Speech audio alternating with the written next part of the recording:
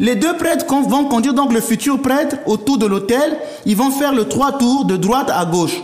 Ce tour-là symbolise que c'est les 3 jours que le Christ a passé au tombeau. Donc le prêtre va comme s'immoler.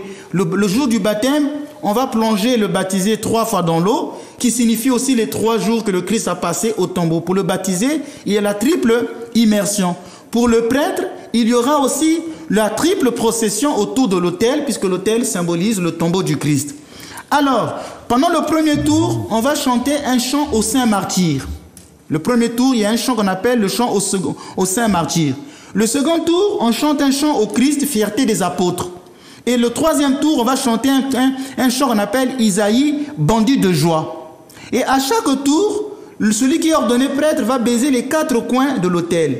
Et vous savez que le jour de la consécration d'une église, on avait vu ça dernièrement ici, sur les 4 coins de l'autel, il y est placé 4 icônes des 4 évangélistes. Quand je vous disais que le prêtre, son pouvoir, c'est d'enseigner. Parce qu'il va vénérer les 4 évangélistes qui sont autour de l'autel, pour qu'il puisse recevoir lui aussi le feu de l'enseignement. Donc il va passer là. Et chaque fois qu'il va faire un tour, le prêtre va s'arrêter et il va embrasser la main de son évêque et un tissu qu'on appelle épigonation.